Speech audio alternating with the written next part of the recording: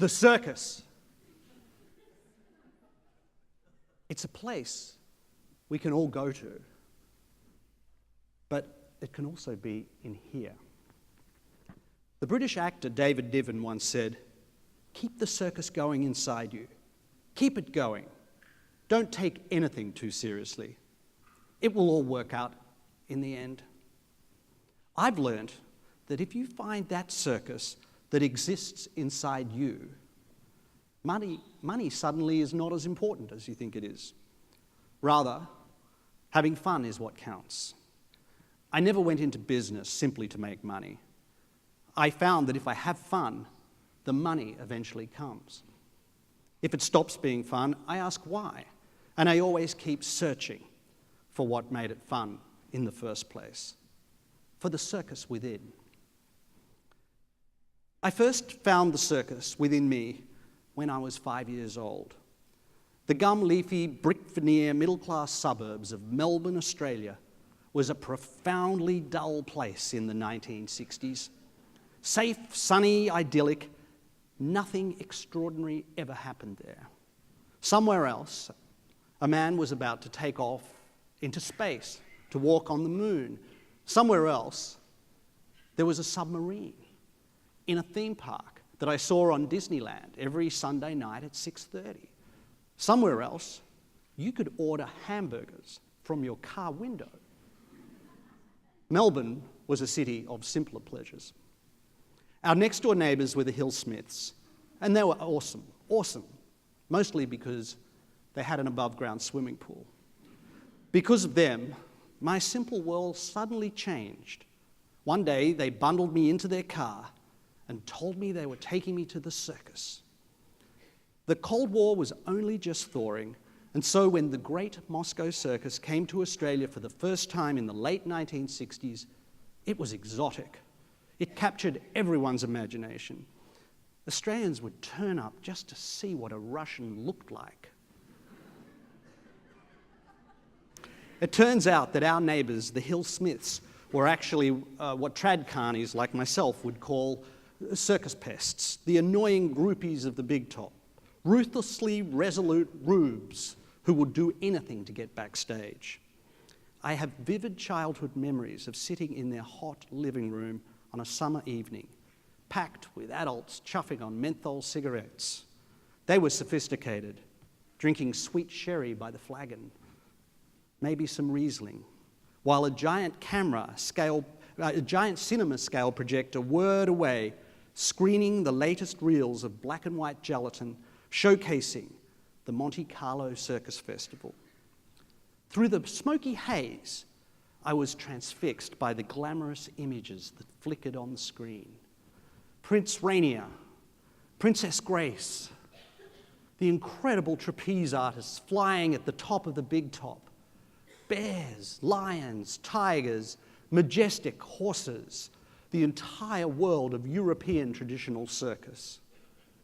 And now here I was, a 5-year-old, stepping out of a car and being led by the Hill Smiths towards the gobsmacking Great Moscow Circus Big Top.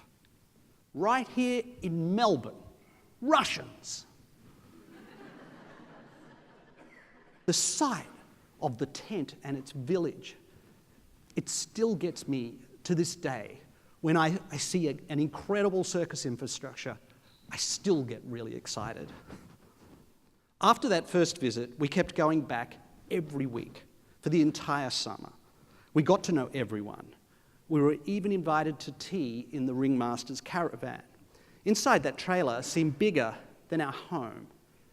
I was welcomed into another world, so far removed from primary school, from Legos, from lamb chop barbecues in the backyard of our cream brick veneer home in Chesterville Road, Moorabbin. Then to meet the clown, Popov. He was world famous. He was front page news in Australia. To be 5 years old and have an offstage conversation with a Russian clown was terrifying, wonderful, and probably helps explain today why I am a circus impresario. I have a particular love of clowns and comedy. However, it must be said that I do not like juggling, audience plants, or silk acts, and I strongly believe that choreography is not entertainment. But this job I have that I love didn't happen immediately. By the time I was finishing high school, I had forgotten the wonder of those first visits to the great Moscow Circus, and I had lost my circus within. I was directionless. My father, Ken, suggested I get a secure public service job in the State Electricity Commission like he had. I started a science degree, I worked as a customs officer, then an economics degree. However, at university, I found myself in the theatre more than the library. Graduating, eventually, I started working as a marketing consultant for commercial entertainment producers, which more or less bounced along for the next 2 decades. I also started taking risk and producing shows myself that essentially other people had created. It was sometimes fun, but it was mainly about the money. I knew there must be more to life than helping Andrew Lloyd Webber sell tickets to cats. A path more satisfying than selling tickets to some Quebecois, overly serious, unfunny, brilliantly produced, but ultimately kind of boring Circus of the Sun. I'm hoping that won't show up in their Google alert. I worked with the Rolling Stones, and I didn't get paid. They stiffed me $45K. $45,000 AUD in '94 was a lot of money. It's still a lot of money. Fuck this.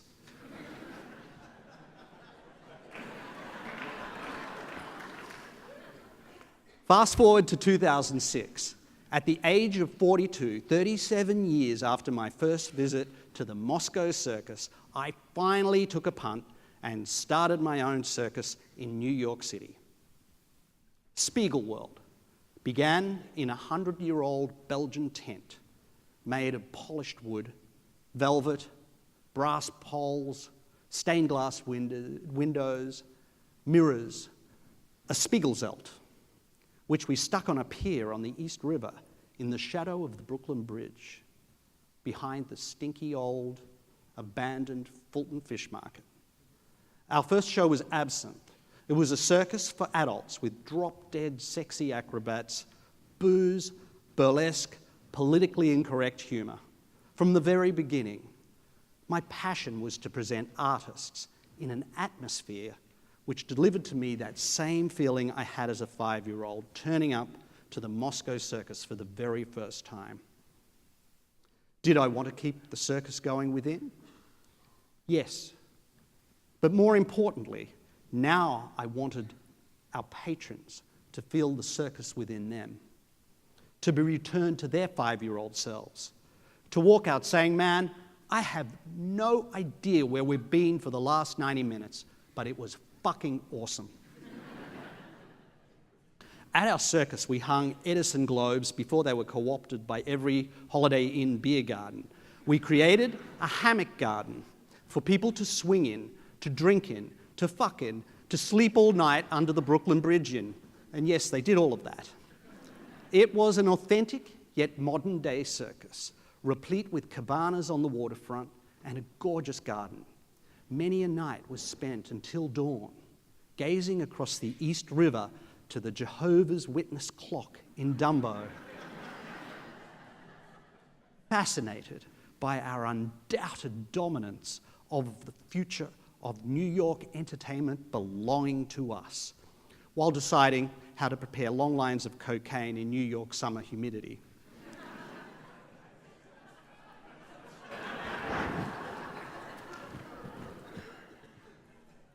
While experimenting and building this world, I came to realize I do not like LED Edison globes. I do not like fake gas fireplaces.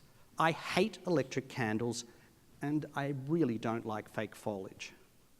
In our circus village on the East River Pier, we presented all kinds of extraordinary entertainers and musicians who just wanted to perform there because it was such a whimsically beautiful venue in an unexpected, forgotten, abandoned location. Sean Lennon came down to jam and stayed for a beer. Martha and Rufus Wainwright came to play. But in 2006, it was the incredible artists of Absinthe that set us on fire. Speaking of which, I'll never forget our first performance. The New York Fire Department were there to approve our show. At one point, a fireman came rushing out of the tent and racing towards the fire truck. Oh shit, I thought, we're fucked. What's happening? Until I realized he wasn't yelling, "Bring a hose." He was yelling for all his crew to come and see the act, which was blowing his mind. Ursula Martinez was doing her world-famous, totally naked, magic disappearing hanky act.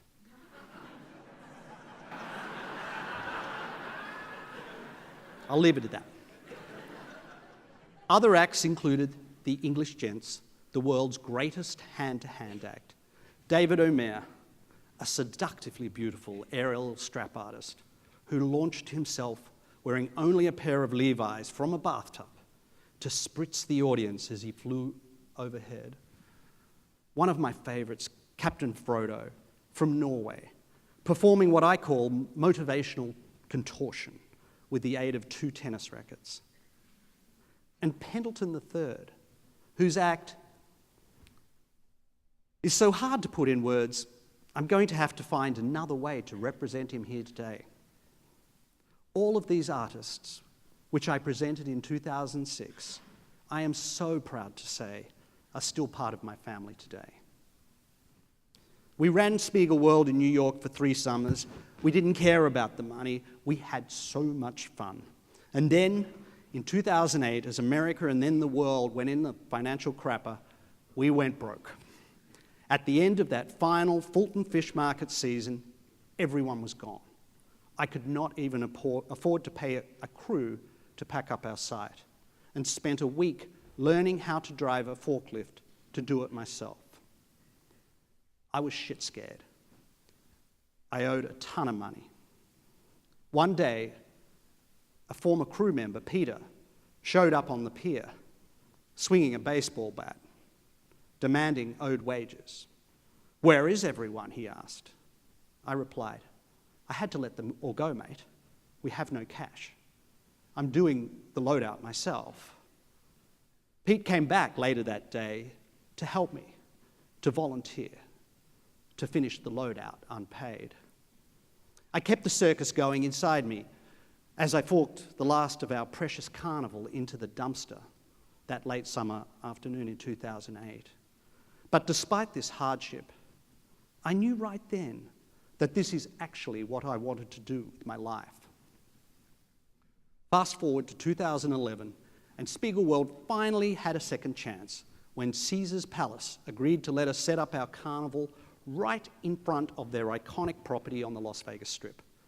One of the executives took a single look at what we were doing and said, "It will not last a week." Caesar's, $20 billion company, COO, Tom Jenkin, chuffing on a Marley Red, said, "I fucking hate this. This looks like the West Virginian junkyard I grew up in. I would chuck you and all your shit out, but I'm not going to waste my breath. You'll be broke in 4 weeks." A detail. Not an actor.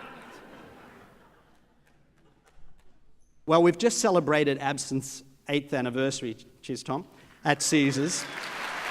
Thank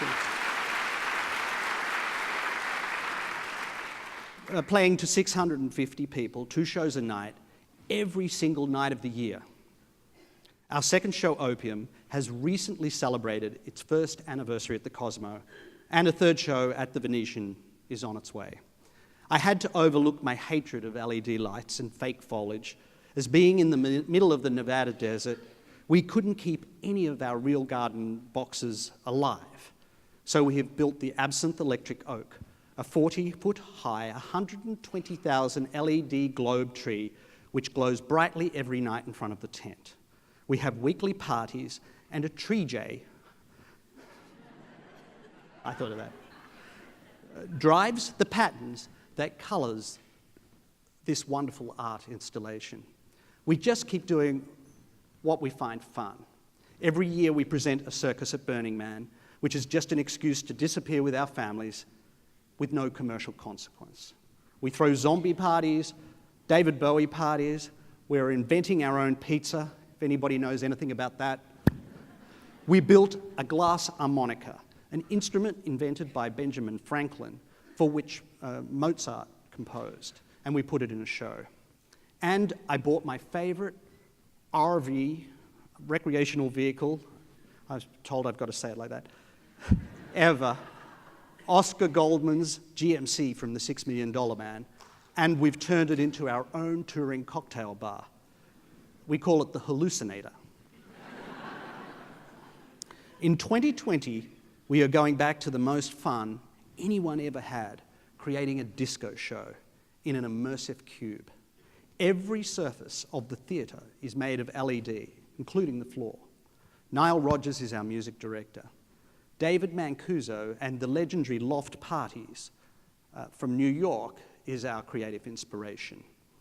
He would throw parties like where he grew up, an orphanage, where the nuns would throw the kids a party every Saturday night.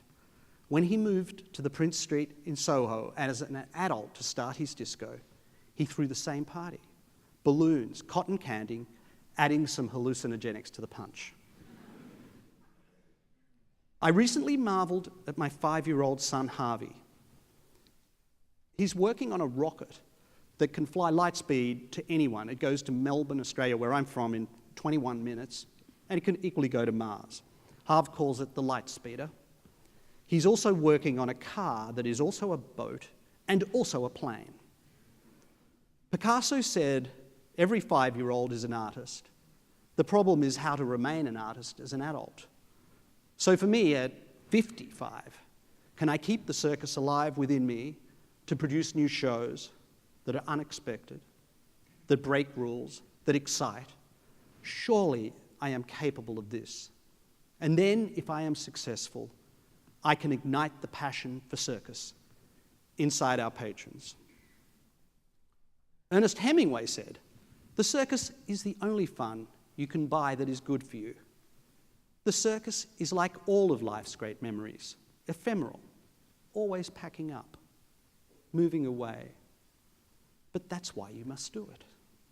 If you can discover what it is that is fun for you and then pursue it as your life's calling, then business takes care of itself. Don't take things too seriously. Others will eventually appear who will appreciate what it is you're creating and will want to share in it.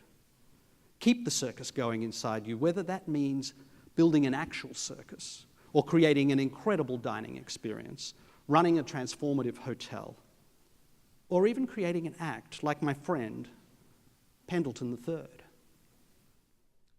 The great Florenz Ziegfeld's business card read, Impresario Extraordinaire, as does mine.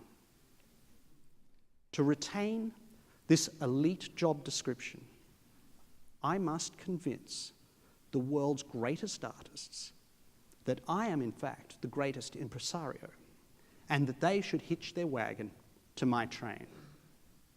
Our business is nothing without these incredible people, many who start training at birth and who now agree to work for us. I am in awe of their dedication in the pursuit of absolute perfection of their chosen specialty.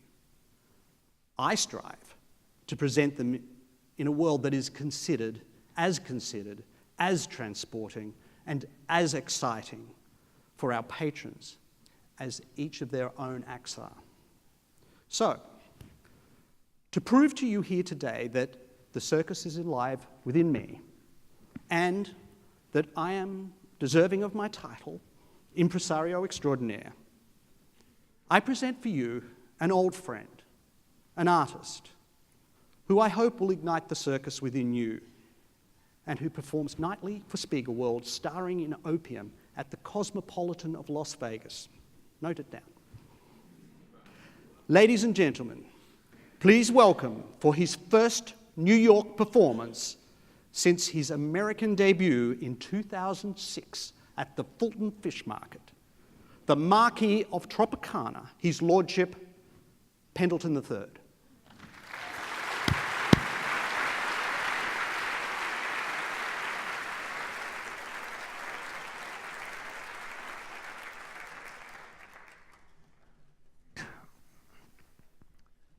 Good afternoon. Now, like all good, proper gentlemen, I enjoy playing with bubbles. Now, we've all been mesmerized by bubbles before. Ask yourself.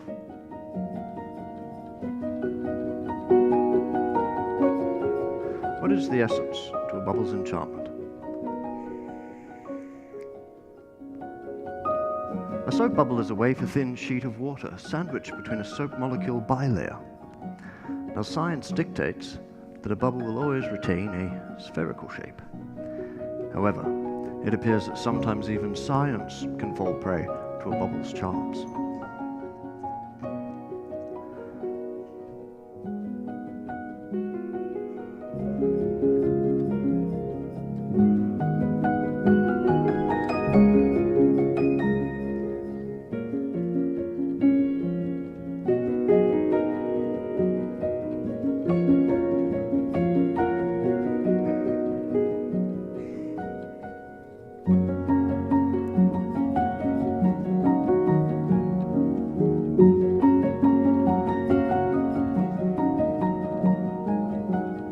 Behold, the second of the Platonic solids.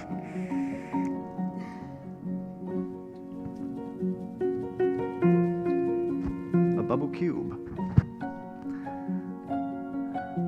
Now, bubbles can also display chameleon-like properties, some even capable of mimicking meteorological phenomena, such as tornadoes. Let me show you.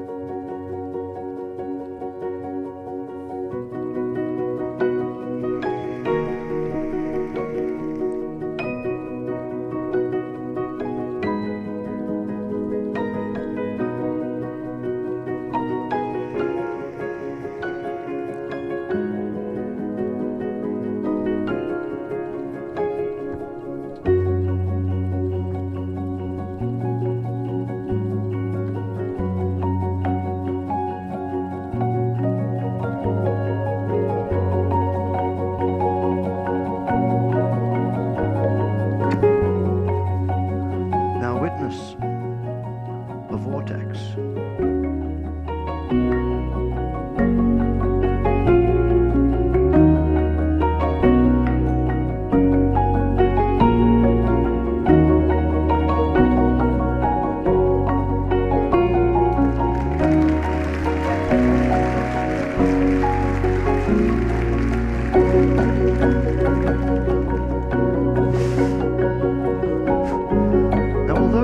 Are small in stature, they're perfectly capable of showing us the grandeur of the very cosmos itself.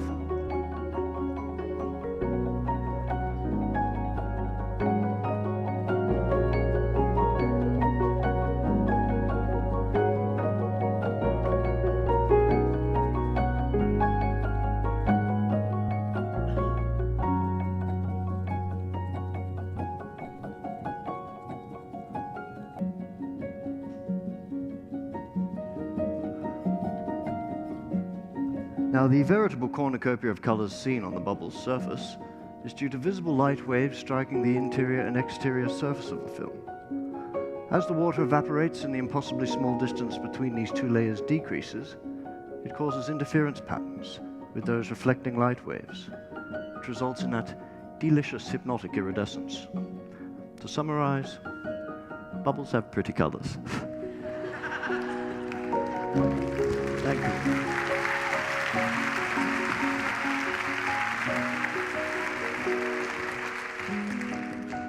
Now this next structure is an homage to one of my heroes and the original bubble pioneer, Mr. Tom Noddy, and he calls this one the Carousel.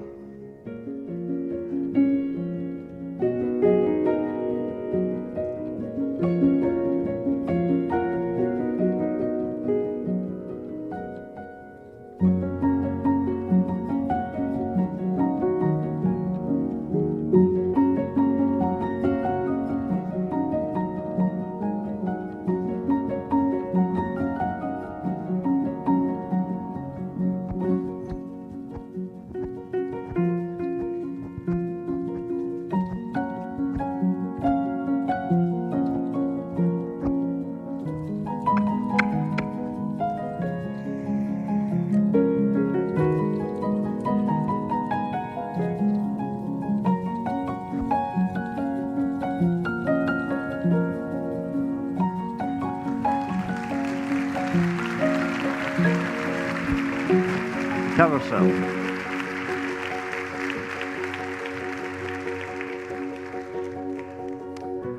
Well, now let's turn our attention to the composition of the bubble's interior. Upon first glance, these bubbles here appear empty, but in reality they're replete with the gases that comprise my exhalation: nitrogen, oxygen, carbon dioxide, argon, and I dare say a substantial quantity of brandy vapor too.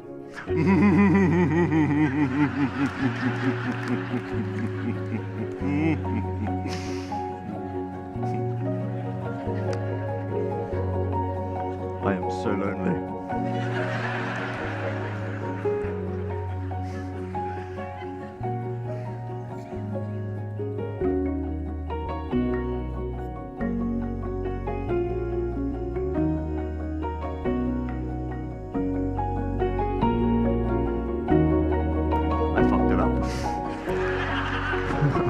I have to do that one again.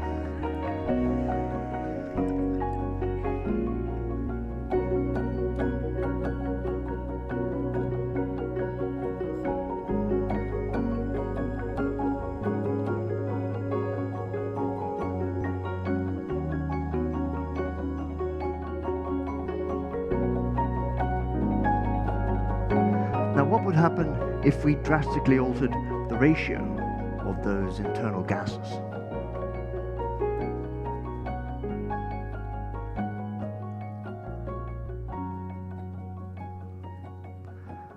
I call this one Prometheus.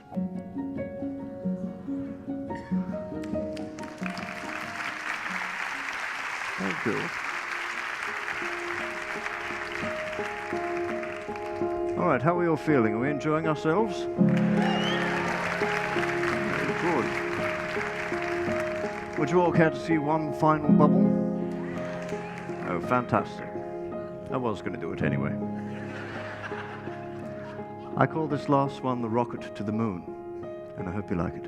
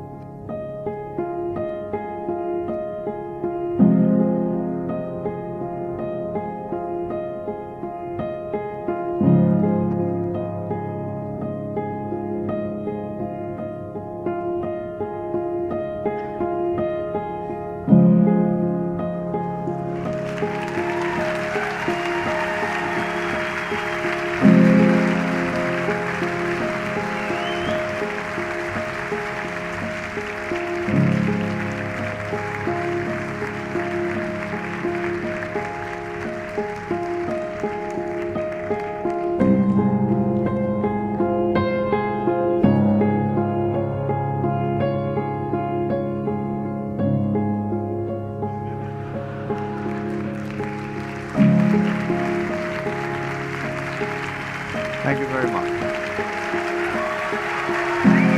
Thank you. Thank you very much. Too kind. Thank you. Very much. Oh, thank you. Much too kind. Thank you very much.